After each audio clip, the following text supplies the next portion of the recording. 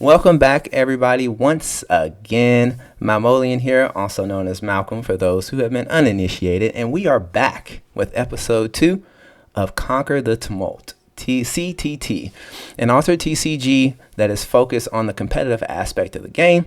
You guys showed a awesome turnout on my first episode, which got a little over 200 views. I checked as of this morning, and then I got a few comments and some engagement on Discord as well for you guys reaching out as well. I am so happy for that. I primarily wanted to start this podcast for that reason, for helping people who are not just getting into the TCG scene, but also looking to get into competitive altered as well. For our second episode here, we're going to be talking about deck building. If you missed episode 1, it's not a prerequisite to go see it, but we talked about the competitive mindset. And in the competitive mindset, I talked about first, having the mindset for competitive play. And then the second part that was important was deck building. But I am not by myself today. Today I have a very special guest. He is the manager for organized play for North America. It is Mr. Justin Parnell. Justin, how are you today? Man, I'm doing so great. And I appreciate you having me on. New podcast, second episode, being so early in people's altered content just makes me happy. And I love to talk about altered, and I love to talk about deck building. So I'm excited to get into it. Yes, that is certainly, I enjoyed when we were, because I was part of that crew at Gen Con when we were running the faction tournaments.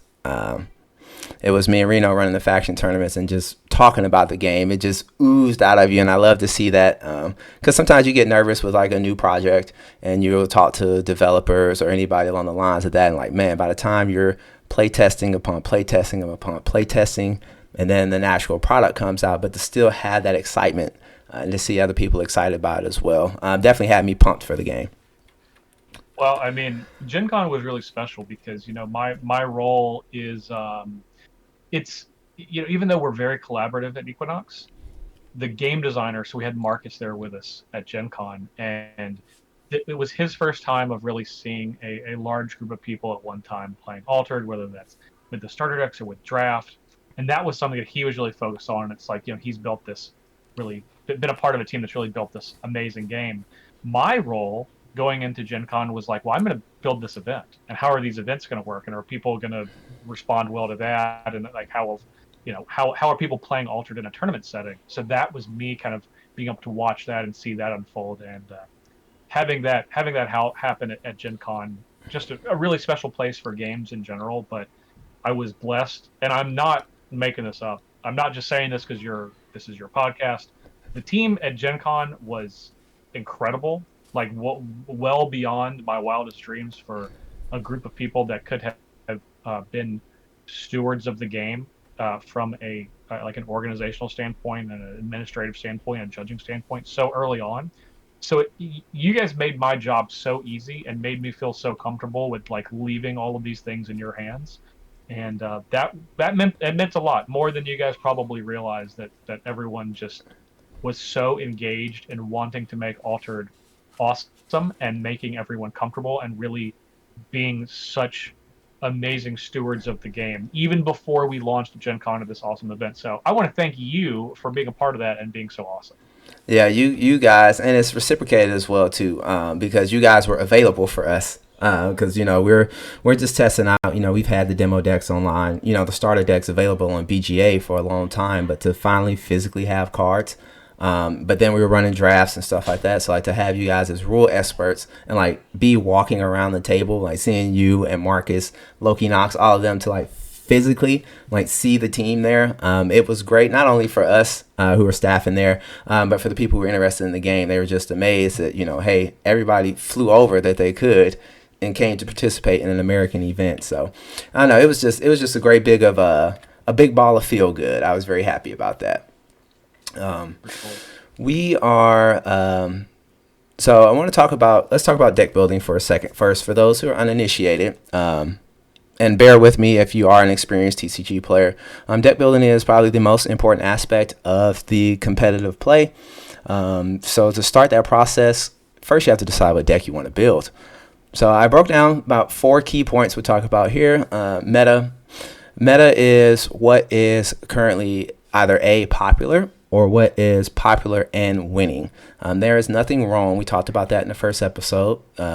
Some people like to refer to them as meta monkeys, and it's okay to build meta to net deck, which is just a copy a recently well performing deck. And I honestly encourage it if you are new to TCGs or new to the game as a whole. The thing about playing meta decks is, one, it's already well crafted. It's put together. It's been proven.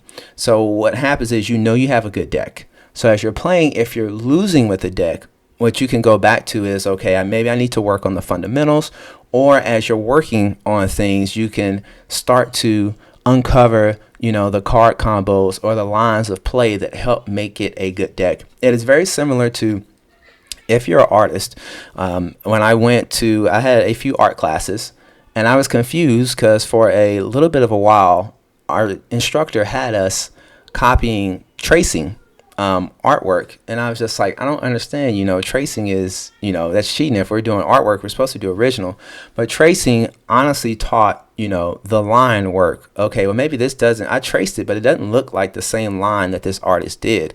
And what happened is, as you were tracing, you were kind of uncovering and unlocking the secrets of how the line work was happening. Maybe the brush strokes were happening, so that when you translate it onto your own, you could apply those principles. And that's why I encourage net decking, especially if you're starting off or don't know how to deck build. That will give you the confidence as you're building to learn how to play and discover, okay, that feels like a powerful combo, or this feels like a powerful play. So don't ever be discouraged by that. I really love that you used that example of line tracing in art, because I think it even works on another level. Because, you know, when you do that, and for people that have never done that, you discover quite quickly your skill level, even at something that you're trying to copy. Mm-hmm. You realize how much more difficult it is, even if you're tracing, to make it look exactly right. And I think deck building is very much the same way. You might build the same deck, but then you start playing with it, and you're like, man, maybe I need to work on some stuff, because, you know, I took a copy of this list that won this event. Now I'm playing it, maybe not having the same results. So it's a really great starting point to show you the things that you need to improve on. And I think there's nothing wrong with doing that for players of all skill levels. Yep. And again, it's a brand new TCG. The official launch was September. I mean, a little over a month ago. So nothing has been figured out. We've had 2 major tournaments, but again, there's just so much to explore. Which brings me on to my next way to build a deck. It's hero specific. Sometimes you just want to play a specific hero.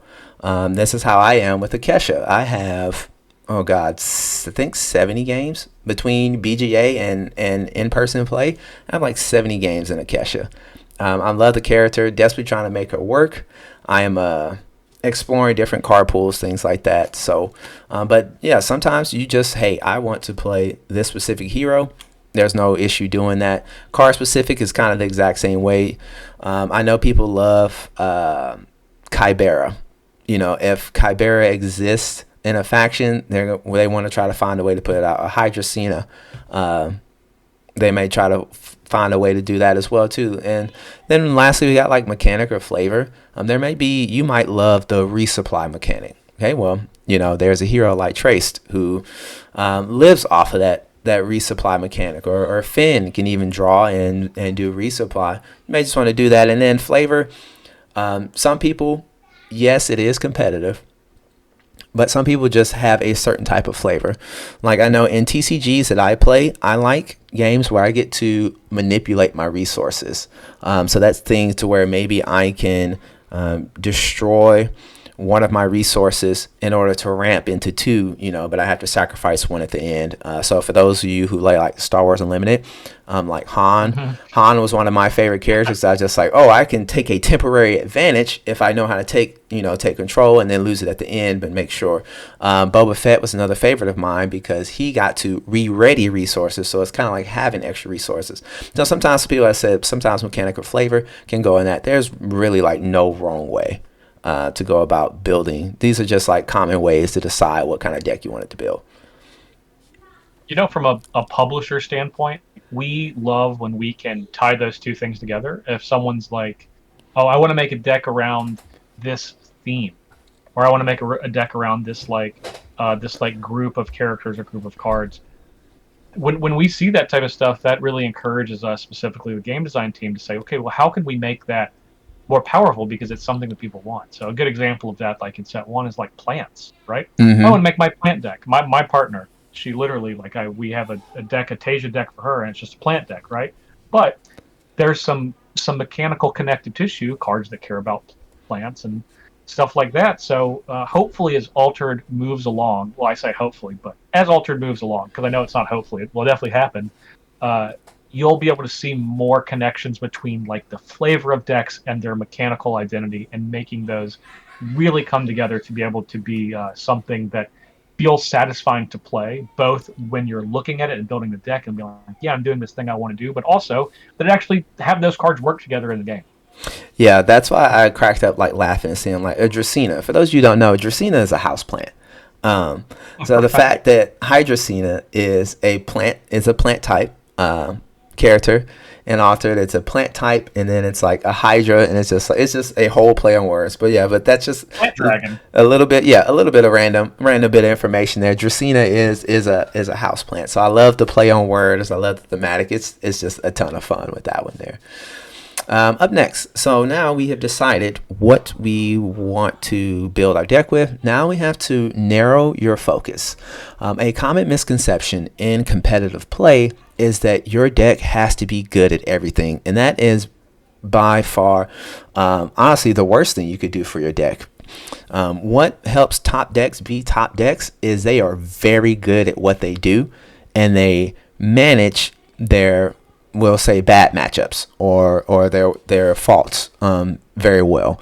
The issue with being a all around deck is you don't do anything well. So what happens is you don't do anything well, because when you build your deck, you need it to do good things. Because when you don't do anything well and you're just average across the board, that means that you are dependent upon, the agency goes to your rival. The agency goes to your opponent as far as for how well you get to go back and forth and do things. So I always say just narrow down your focus. So we're going to determine your build-arounds. For those new to the TCG community, build-arounds are, this is the card that I want to play, or these are the specific things that I want to hit, and I'm going to build my deck to make sure that I can do these things. For example, let's take Hydracena again. Hydracena is a plant that has Eternal, and it gets just big stats the longer it stays in. So I know that I would like to have things that anchor it. I want to make sure that it has tough, which the rare version has tough on itself, and maybe some other way that I can give a tough or increase its tough rating, so that way it stays on the board a lot easier to avoid disruption. Have ways to protect, maybe ramp or have cards that say the next plant you play costs one less, things like that. So that's what your build around is like. This is what makes the deck tick. So those are your closers and anchors, and so we begin with the end in mind. Decide what you want, like this is how I'm going to finish the game. For example, we'll take Waru. Waru, usually once you've seen a Robin Hood, that's when you're kind of on that clock. So Robin Hood, I would say, is not necessarily a closer because it can be played. He's only a 4-cost unit, 4 or 5, depending on rarity and things like that. The rare and common cost 4. Yeah, but again, that's an anchor that's built around there. You're trying to get that going, because once you get that going, now the rest of your deck can continue to do what it needs to do. And to assist the closers and the anchors, I have cards that are called facilitators. We'll break that down. Webster defines facilitating as a way to make things easier. These are just going to be cards that help make the process of playing your closers and your anchors, getting to your end game a lot easier. So when you're choosing these, you need to think about the primary win condition of the deck. If the primary win con is to get Hydracena out there with 9 million boost, okay, now you need to keep that in mind when you're building a deck of how to keep Hydracena on the field. And then also Hydracena costs 7, so now you need to figure out a way to either be able to ramp or stall the game out until you can get to that late game period. But also you need to have a secondary condition in mind, because Altered so far has been a very well balanced TCG for a set one. Usually aggro just runs the meta for set one. So I am kind of happy to see Waru, some control, kind of get some early gains in there, because usually that's not the case for TCGs in set one. But you need to be able to have a secondary win con. I know, like for Akesha, she is not very good against any type of like aggro low to the ground deck. So small step, giant leap is my secondary win con. So it's nice to know that I had that in there. Yeah, Justin, anything to interject in there? Yeah, absolutely. I mean, well, one, I love that we're talking about closers and anchors, and the irony is, a lot of time your anchors are actual anchors in the game turns. Yeah. keeping a big character around that has a bunch of boosts on it is obviously generally pretty powerful. But I want to go back to something you said about kind of in the beginning of that discussion, general deck building of being a jack of all trades versus a specialization. Mm-hmm. And it really takes a special way to build a deck to have it formatted where you can kind of answer every question that your opponent poses. And I think there's maybe one hero currently in set one that can do that okay, which is Finn, because you get to see a ton of cards.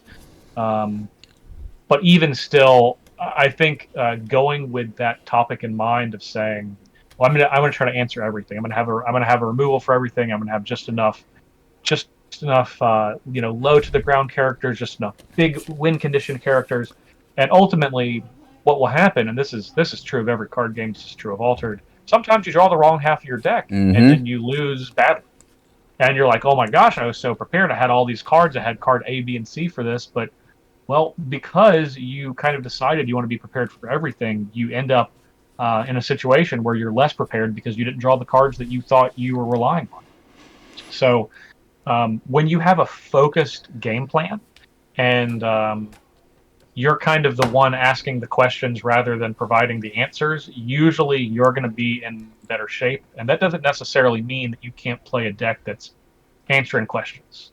You talked about Acacia as your favorite hero. Acacia is one of my two favorite heroes. I still can't decide between Acacia and Finn. I go back and forth. Depends on the day that you ask me. Right.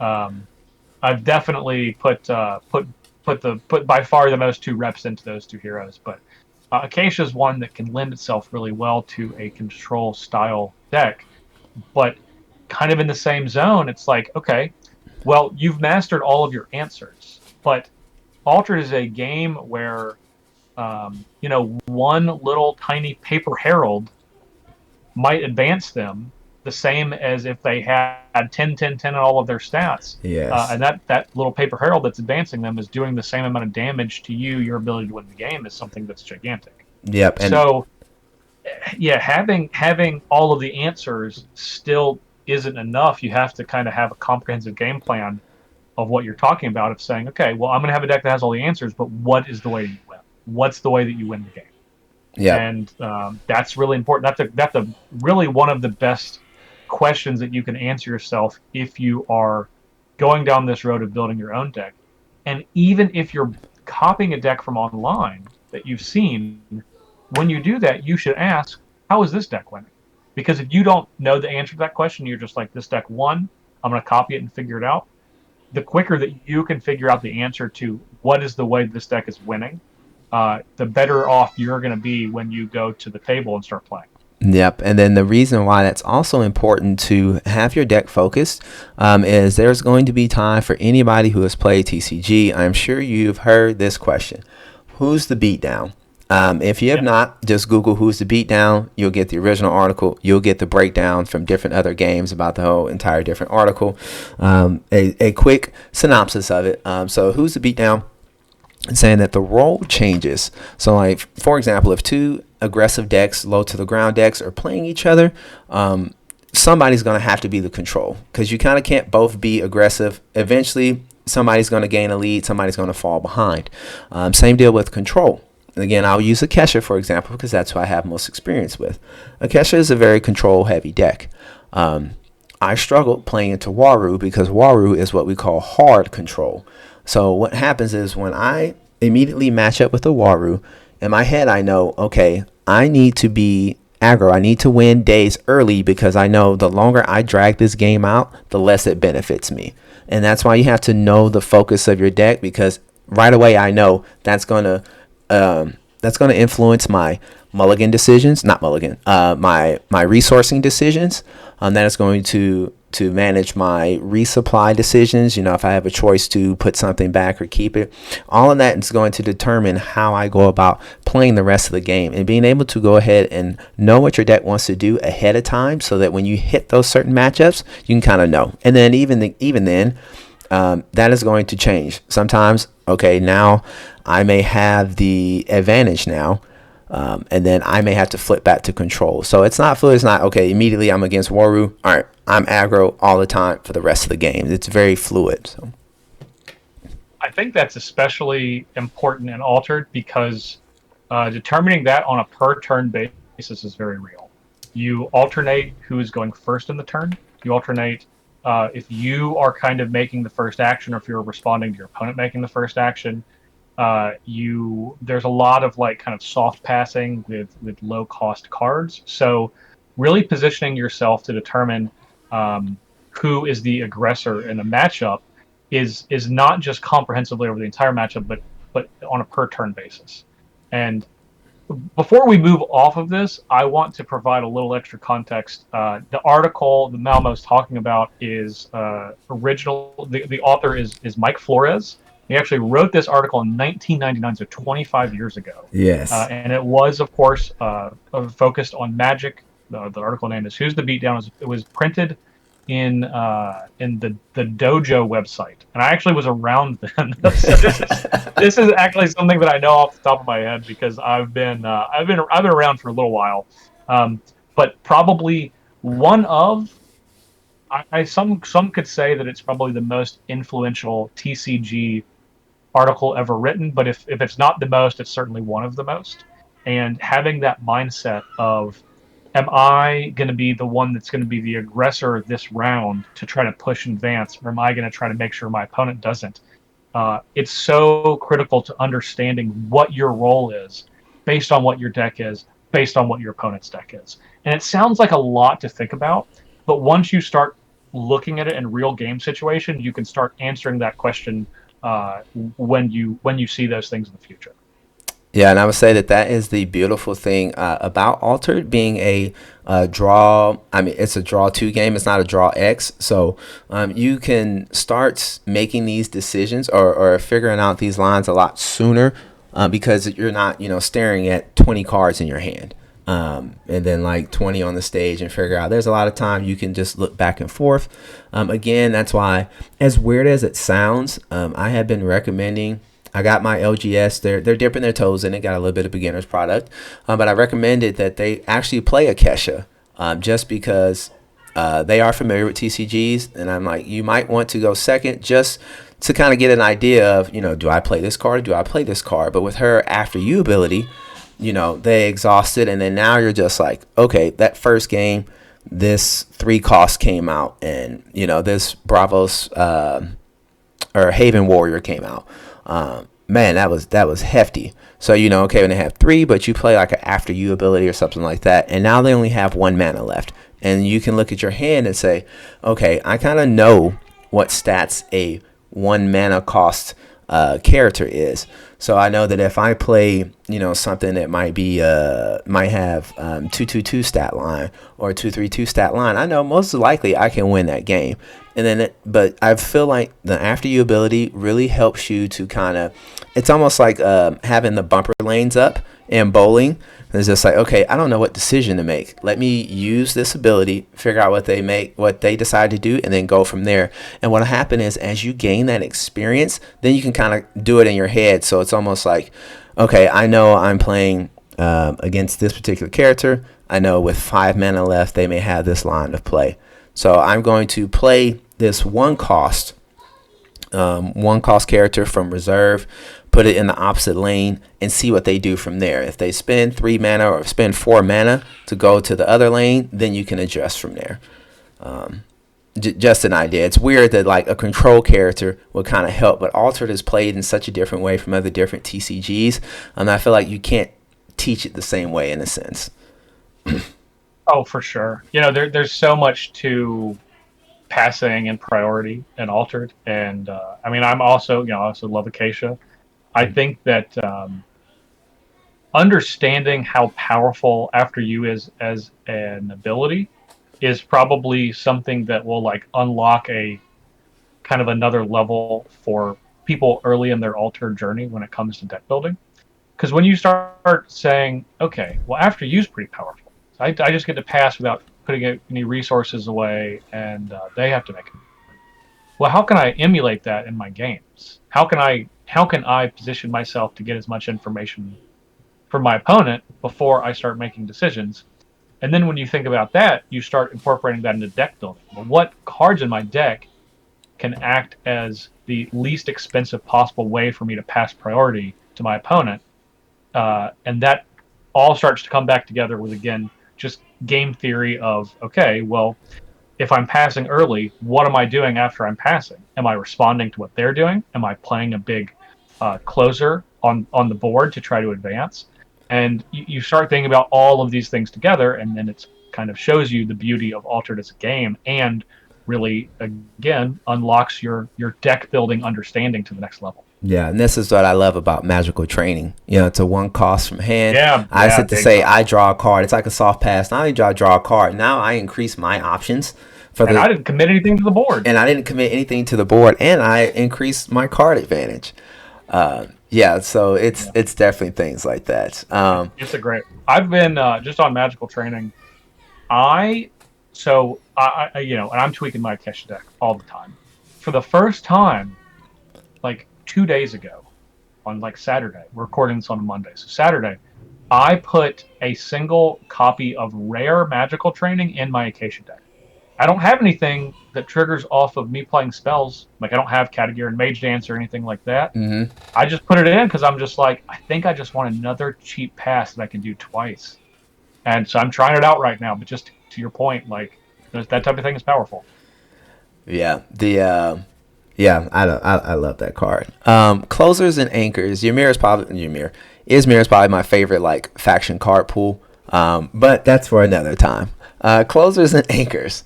So I discussed this. This is what you are thinking about when you first to build. You decide what deck you want to make. Now you need to figure out who's going to be, what's going to be your end game.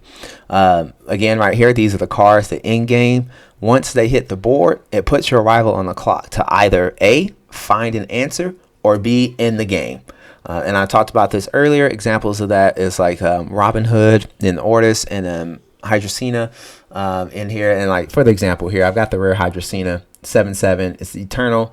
Tough X is where the number of plants you control. We talked about that being a build around. So, if you build a bunch of plants, make this hard to remove. And then just when you play it, it instantly becomes a 4/4/4. And then, of course, as it stays on, it just keeps getting bigger and bigger. When this slaps on, I guarantee you, even if you're on BGA or if they don't show it on their face, your rival, your opponent, right now is thinking in their head, do I have an answer for this right now? Or can I find the answer? Right. Hydrocine is a really special example because it has that eternal ability. So it's like, hey, you don't have an answer? Good news. I'm going to be around next turn. Mm-hmm. You're going to have to find an answer then. And then the next turn after that, if the game continues to go on now. Yeah, it's nuts. I think something that is really interesting from a TCG perspective for Altered, that's something that I just love so much. I love a lot of things about Altered, but really one of my favorite things is you are not necessarily rewarded by winning by a lot. Mm-hmm. So if I have 12, 12, 12 on a side, and you don't put anything on that side, well, I mean, I've won, but I would have won with a 0-0-1 if I could move in one of those stats, right? So in a lot of sense, you can be benefited by winning narrowly because often that means you've put out less resources. Yeah. So when you're thinking about closers, it doesn't have to be this gigantic slam it down and hope my opponent can't deal with it card. Sometimes it can be, maybe my game plan is to win by 1 over my opponent every time. And your closer isn't necessarily a thing that you play and it's like, this is the card that I played that seals the game up. Maybe the closer is your game plan and the way that you're positioning the cards in your deck to say, these are going to line up well enough over my opponent that I can kind of just systematically pick them apart. And unless they play perfectly, it's going to be really difficult for them to be able to kind of overcome that really small advantage that I'm going to have turn after turn. And when we talk about a clock, which you've you mentioned here, that's the type of thing that's a real clock, because you see your mover, your hero or companion marker, you see it advancing.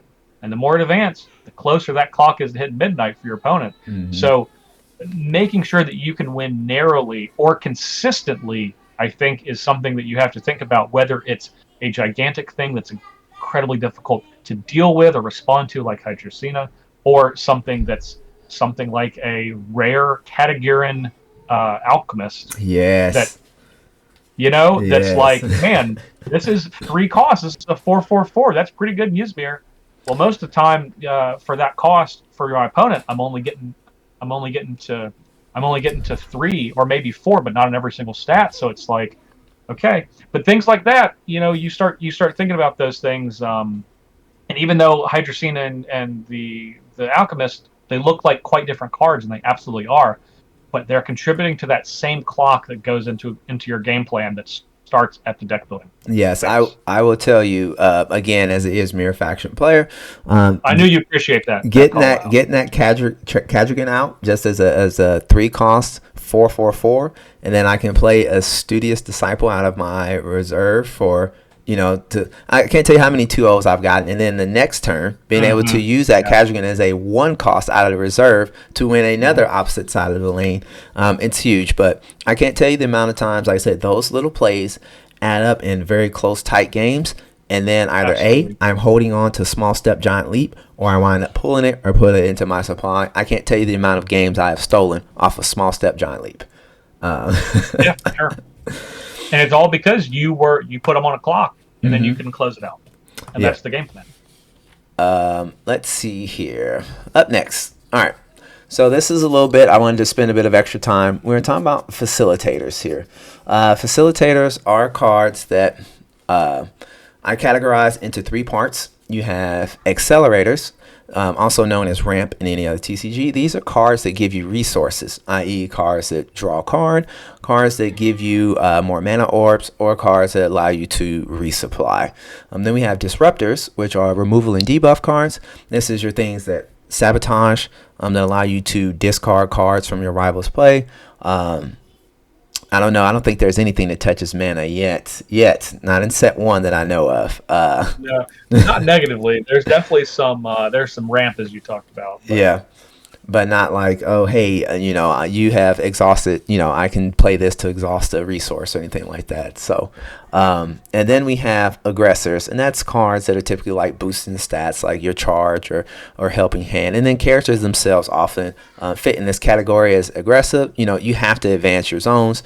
The cards that advance your expeditions are super high cost cards, like 6, 7, 8. So on and so forth. So your characters are technically always going to be aggressors, because that's how you get to move back and forth. So facilitators, they are very important, as your closers or anchors are what you're using to win games. Your facilitators have to support all of that. They have to support the primary win condition, and then your secondary win condition can come from one of your facilitator cards. Right.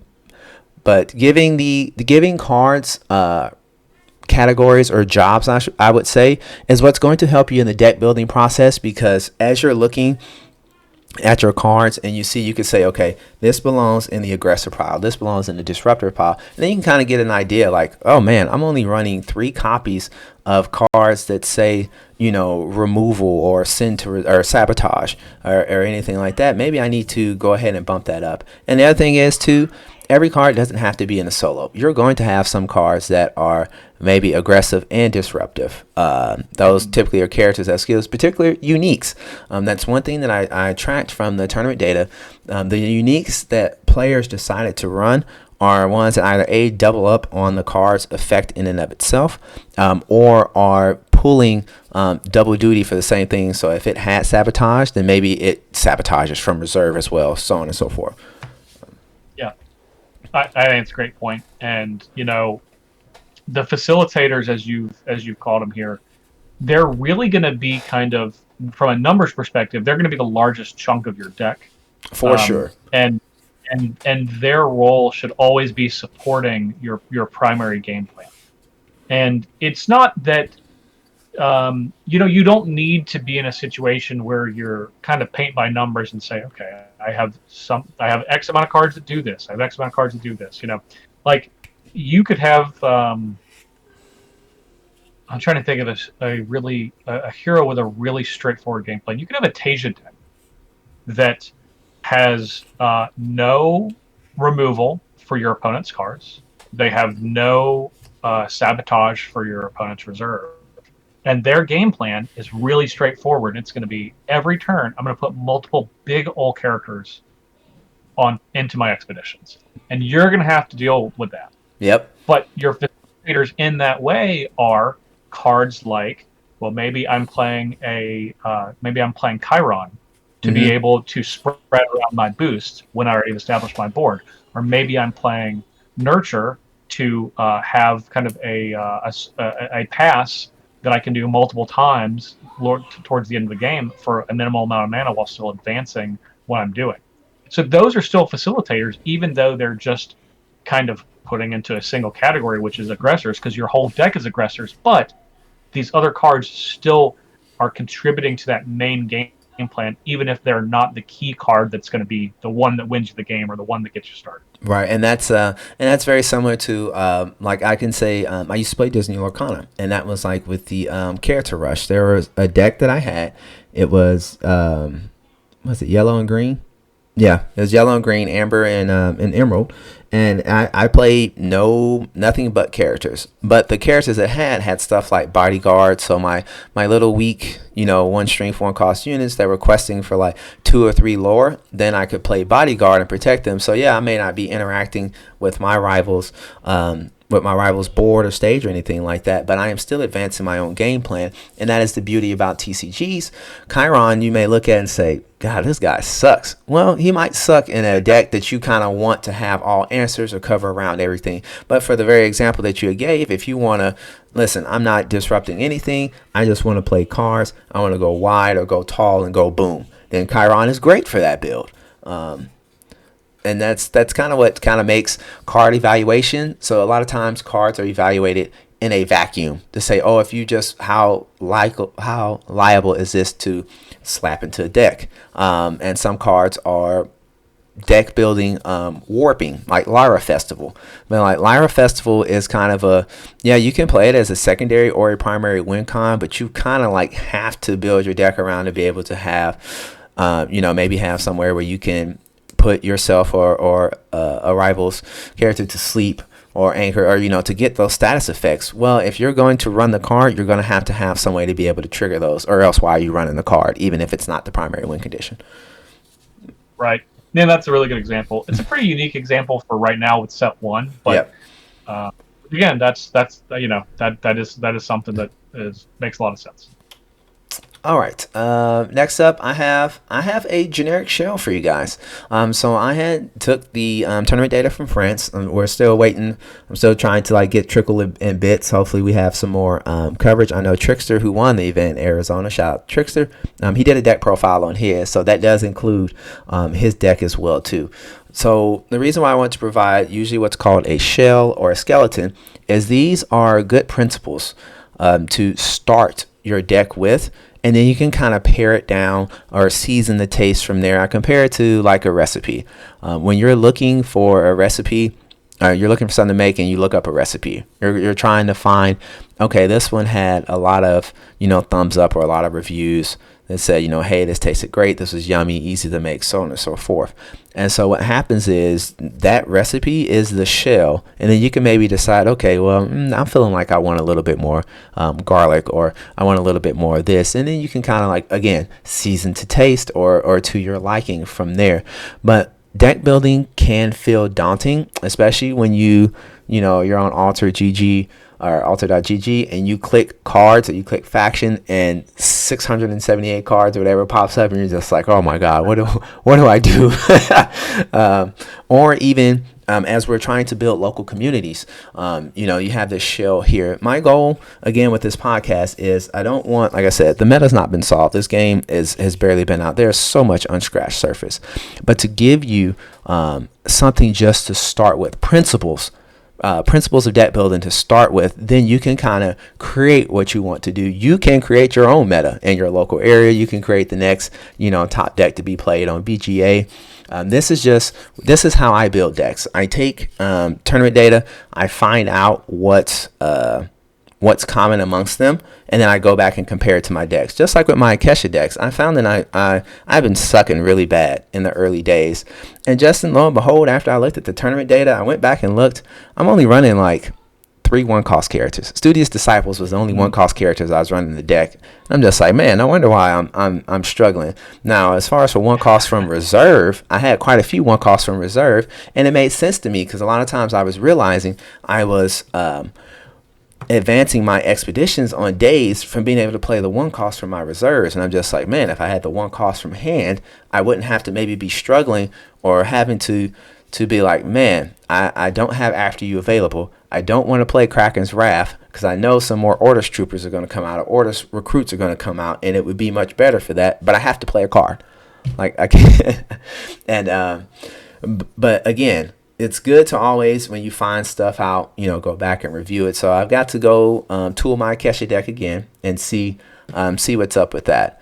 But first thing that I have grabbed from here, 1-cost characters.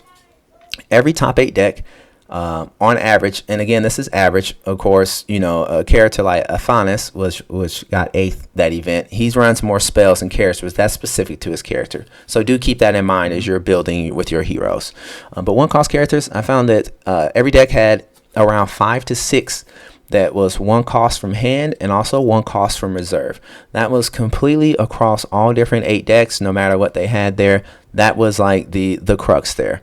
So you would start there. Average top end, which means this is the highest cost card, averaged out to be 5 costs. Again, if you want to play a card that's higher than that, like I said, you're more than welcome to. Again, I'm just telling you, this is just what the data has showed. The average top end of these top 8 decks, 5 was the highest cost from hand card that they had.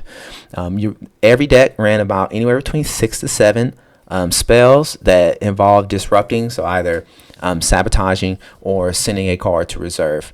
That was the minimum across the board. And I do know Trickster did talk about, again, maybe he felt a bit spell heavy because it created what we call dead hands, where you have more cards than you can do anything. If your rival only has 1 character out and you have 2 sticky seals in hand, it just feels bad. Because you're like, man, if this was a character, I could have easily potentially gone 2-0 for the day, but I'm kind of stuck with there. But again, everybody, this is a new game. We're trying to figure out what quote unquote is an optimize, or what's a decent number. So I said 6 to 7 because that's what I have come across. 30 characters minimum. Again, Athanas kind of gets to break this mold, but for everybody else, they pretty much hovered around this having 30 characters. You got to be able to win the zones. The only way you win zones is if you have those characters.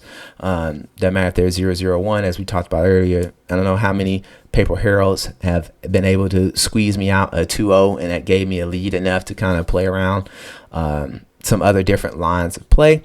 And then last but not least, everybody who I would say were the closers or the anchors in their deck, they ran max copies of, which in Altered is 3x. So remember, we talked about having primary and secondary win conditions. Your secondary win conditions, you can probably get away with just running maybe 2x of those. But definitely if you're just like, I need this to hit the board, or when this hits the board and it's going to change the game, then you automatically run max copies of it.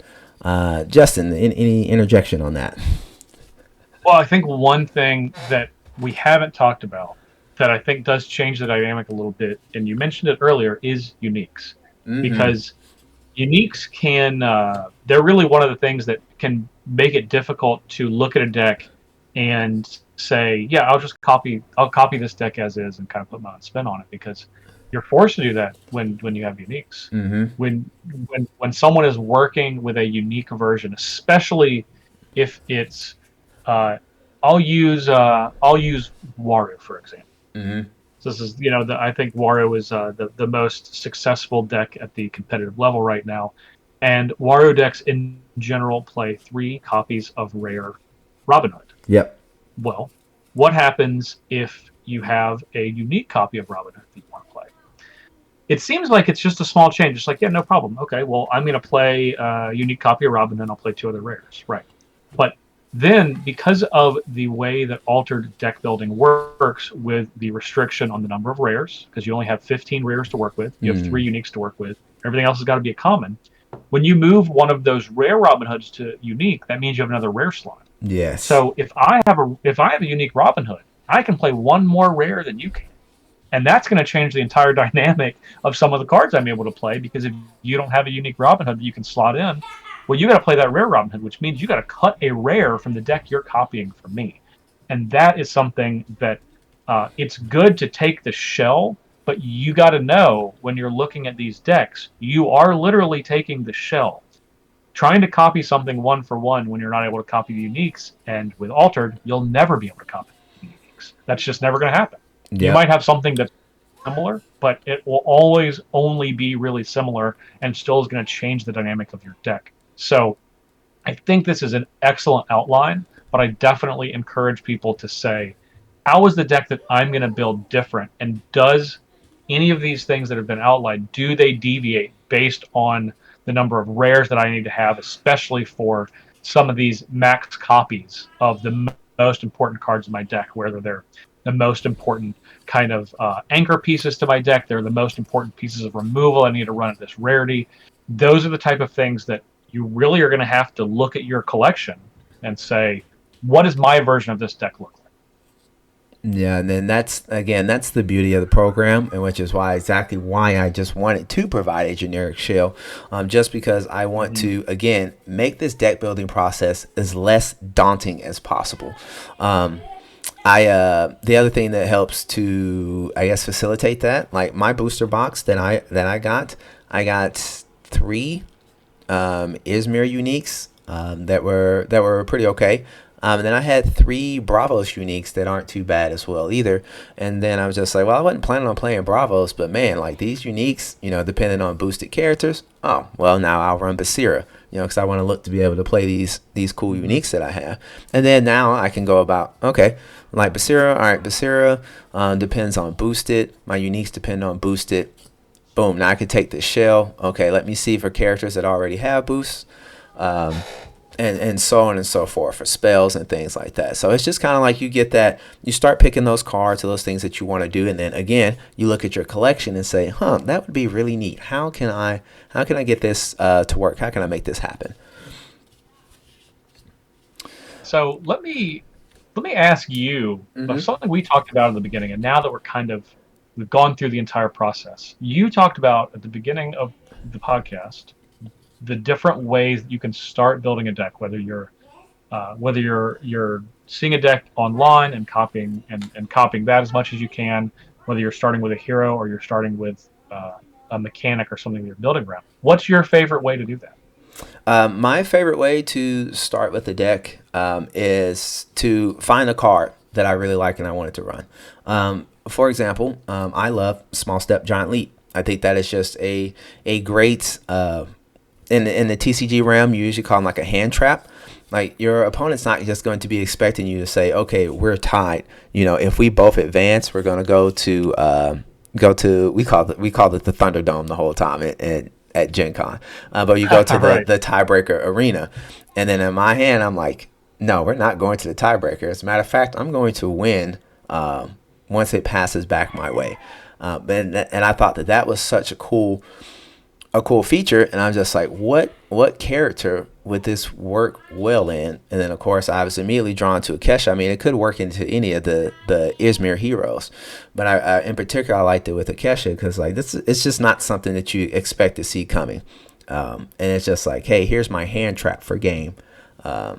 The amount of GGs that I got in BGA are just like, man, well played. Usually after playing a small step, giant leap, and then sometimes you just you need that. So that's kind of my favorite way. I typically like to find a card that I want to play and then figure out from there how to best incorporate it into a deck. Okay, love that. I've been taking a little bit, a couple different options myself. I definitely started with kind of had my 18 hero project where I tried to make the best deck that I could with each hero, but tried to make them distinct. So I tried to use as minimal overlap from cards as I possibly could, especially at the kind of the rare level. Commons is tough. You're going to reuse a lot of commons with only working with one set. So, you know, I definitely had in the 3 Ysmir decks that I definitely had 9 copies of Studious Disciple. There's no question about that. Right. You know, I probably had 9 copies of Off You Go, but especially at the rares, I tried to make them as varied as possible. But when it comes to general deck building, I would say that I'm very much the same as you are. I can focus in on cards, and I'm like, how best can I leverage this card and make a deck around this? Every once in a while, it's a hero that I'm like, how best can I leverage this hero? But most of the time, it's cards. I'm just like, I really love this card. I think this card is powerful. What cards can I build around this card to make a really great deck, and then what hero pairs with that? And that's, you know, sometimes those things happen at separate times where I'm building the deck and then try to match the hero. Sometimes I'm like, okay, this is a great card. It goes well with this hero. How do we build the deck around those two things? Yep, and that's where I like to. I like decks that kind of wrinkle your brain that way. I mean, deck building is going to wrinkle your brain regardless, but being able to have like those kind of cool or cool lines of play, that's kind of like I said, what kind of gets me going. I am generally a control player in any TCG that I play, so that's just kind of where I gravitate to. But I do enjoy the opportunity. Like there's not really a control hero, quote unquote, that jumps out to me at Bravos, but I am happy to try out a different play style because one, it will help you playing your quote unquote worst matchup or the style that you don't like to play will help you learn what they like to do so that you can counter it as well. And then two, you might find combos that you had no clue existed because that's normally not in the deck style that you play. And then you can look it up and say, oh, hey, I can run something like this in my control deck that now kind of helps me during those times that we talked about it, that I need to be the aggressor, that will help me to get to that point, you know, more naturally in the deck. Yeah, I love it. I gotta say, I don't know that I'm a specific type of player when it comes to TCGs. I probably have played more aggressive decks than I have control decks, but you know, I love to experience it all. I feel like at this point I've been around TCGs so long that I've had a chance to kind of take a little sampling from everything. So there's nothing that I completely hone in on. But man, for Altered, like I said, the 2 heroes that I've spent by far the most time playing and tuning their decks have been Acacia and Finn. So my Acacia deck has taken quite a number of forms over the last 6 weeks. So and still, like literally every couple of days, I'm tweaking it and running it on BGA to see. It's like, okay, how can I fix this Sigismar matchup that I cannot possibly crack?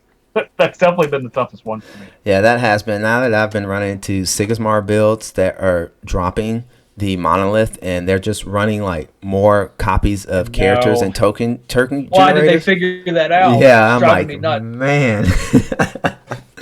So it is what it is. I'm right there with you. I had finally been like, yeah. I was like, yeah. If they're focusing on the monolith, I think I can do it. And then I stopped seeing the monolith so much, and I'm like, God, they play a lot of creatures, a lot of characters, aren't they? Yeah. Now my Banishing Gate feels so bad in my hand now. Exactly. But that is it for primarily most of the subjects. The next thing I want to talk about is the future. The next episode, which will be in a couple weeks here, we'll be talking about playtesting. So episode 1 was about the competitive mindset. Now this episode we were talked about deck building. The next episode we're going to go into playtesting, which is the next important aspect of playing any TCG, not just an altar, but any TCG. I primarily like to play test with cards because I like to do what's called open hand playtesting. You can't do that in BGA. You can only do it here. And open hand playtesting, I'll give you a little bit of teaser, guys. Open hand playtesting is where, let's say, there's a card that you've been wanting to play in your deck, but you don't know if it's really good. You set it to the side. And then at some point in time, of course, you talk with your opponent beforehand, let you know, hey, we're doing open playtesting, teammate, whatever, and say, I think this is a situation I want to use this card. You take one card out your hand, you grab that card from your side, and then you play it. And it's beautiful to do it that way because you know that if, hey, I have a perfect scenario, a perfect setup for this card, and then it does nothing, then you know, okay, yeah, it's coming out. Or if it was really good, just like, okay, I need to make the space for that deck. And that's just like a little bit. We'll go into more like playtesting with the styles.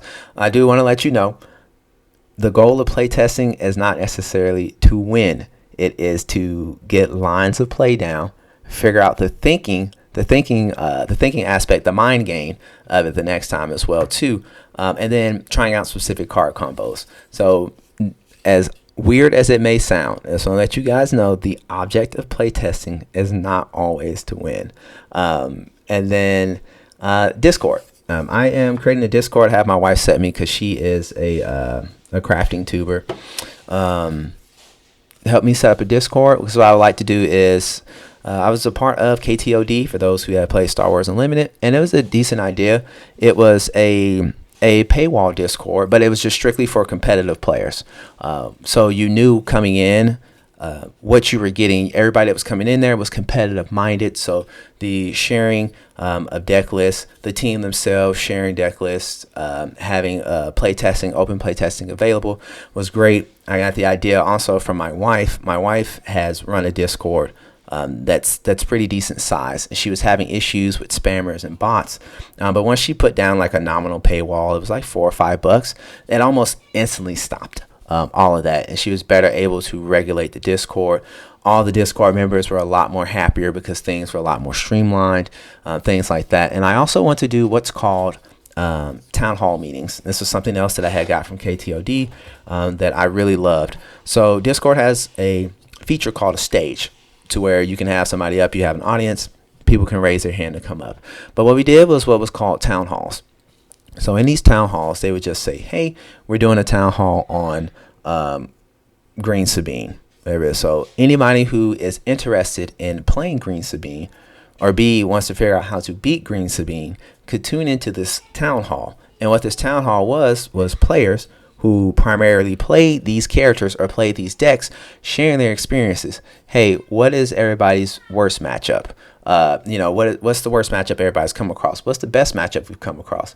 Is there any cards, here or there that we should be playing that we're not playing? And what happened is over time, these sharing of notes and these thought processes, you came up with what's called like a stock list. So it's just like, hey, do you want to play this character? Start here. Kind of like what I did with like this generic bone. You can just say, hey, start here. But the deal is these town halls were consistently ongoing. So like maybe every other week or this week on Tuesday was this character. Then Friday was this character, or so on and so forth. But it helped create the community foster because, again, Justin, you're the only other person I know that's got like openly, publicly a crap ton of time into Kesha. So there are going to be some people who may be interested in her, but not sure how to play that. But if we were to hop in, like I said, this town hall and share our experiences about the play lines that you're looking for, the cards that you should be having or looking for, what to play or where in certain matchups, that's super helpful for people who are not only jumping in or who are ready to try a different character. It would be nice just to be able to pull up a YouTube or go to a Discord and say, okay, now I have the basic concepts of this character, so I can kind of get along a little bit better while I'm trying to figure out if this is something that I want to play or figure out how to play this hero better. Well, look, if you figure out a way to defeat the Sigismar matchup. And if it's in a town hall behind a private Discord, I'm there. So that's a good shout for me. Yeah. So So I will have that in the works. I also want you guys to comment on that and let me know how that is. Like I said, I know that I am competitive. I am not, the jerk competitive type, but it's just kind of like I don't mind spending, money to know that I'm getting people who are like-minded like me in there. Not to say that there's anything wrong with casual players, because casual players are important in the TCG too. I feel like Alter does that very well. It hits a casual and competitive balance really well. And then, like I said, we've got to have the casual. That's important for any TCG as well too. But it's just kind of hard sometimes when you're mixing in or you're looking for advice and people just be like, oh, I play this or I play that. And you find out, it's a 4-person local or it's like a family playing at the kitchen table, which, don't get me wrong, I'm glad that you guys are doing that. But if I'm planning on going to a tournament, sometimes, a kitchen table meta might not be, the kind of juice that I'm looking for. And 2, as we're growing this community, I live in a rural area. I only have 2 LGSs within like 40-mile radius of me. So I'm not going to have as many times to play test. In BGA, you have to own all the cards. You have to own all the digital, have the digital rights in order to be able to play everything on BGA. So just by having somebody else in these other bigger areas or have access to cards that I don't have, playing and saying, hey, if you want to play, Ren and make Ren competitive, these are the cards that I have found that are absolute, must plays if you want to play this route, or so on and so forth. And that's kind of what I'm looking to do. That's what I want to build up, because I said not everybody has a competitive team that they have teammates they can just play test with, all day long, or have a big locals where they can go to multiple locals testing out their deck. So I'm trying to look out for me essentially. Like I said, I'm like one of the little man. I live in a rural area, small area. I have to travel everywhere to go if I want to play in big things. So that's just kind of what's in the work. So I would like some more input about that. I think I'm still going to continue putting in the work and then figure out how to implement it from there. Well, I'm excited to see where it goes. All right. I think that's it. Yeah, that's about it. So that concludes episode 2 for deck building. Justin, I am so happy you agreed to come on. Fantastic discussion. Is there anything that you would like to say before we sign off here for the night? Well, I just really appreciate you having me on, especially, like I said, so early in the life of this podcast. I love seeing so much more English-speaking altered content be released. I try to watch and listen to as much of it as I possibly can. I'm still working on my French, so I don't get a whole lot out of the French-speaking ones. But, for people that are really looking to kind of get better, I think a lot of the things that you talked about here in this in today's topic are, these are endless that you could dig into. Oh yeah. You did such an excellent job of really just covering all of the primary bases, but you could have a topic on facilitators as a whole podcast, and just there's so many different little angles and small things especially when you look at it from a competitive standpoint, to get into the granularity of some of these thought processes and decision making. So I'm really excited to see more of that and where this goes later. Yeah. I love the broad strokes approach. That's another thing that I was taught. You take your broad strokes first, then you come back and do your detail lines. Exactly, and then you can say, hey, this is episode 20. In episode 2, we talked about deck building, and now we're going to go back. Now that you guys have listened to that, we're going to talk about exactly this one little bit that we covered in that episode. Yeah, I'm purposely doing this because, again, I want to cover the principles, and also I want to give more time for, like I said, metas to be developed. It's hard to cover characters when, like I said, Ren was hardly played. Atsadi was hardly played. Like I would feel bad giving hey guys, here's this episode on the Bravos faction, and I only have one hero to talk about because that's the only one that's being played. Yeah. So I think it's good to cover the principles again, because like I said, we don't want to just Waru and Finn are right now the best performing decks. Play them if you want to play them, but you don't have to have Waru and Fans running around everywhere. And just to be able to give you the tools to say, this is how you start in order to be able to broaden your horizon, to play the heroes that you want to play the cards that you want to play. That's just what I want to provide here. A few other housekeeping things before I do go. We got a new set coming out in between my last recording and this recording. We got already previews for the next set, which, by the way, I love that it looks like we're doing like 4 months releases, because product burnout is so real in TCGs. 4 months, not before. And I'm very excited because I already seen some of the new mechanics. I'm like, oh, we get to touch with the resource row. I'm intrigued. The other thing that I'm excited about too is we're not tossing away our old characters.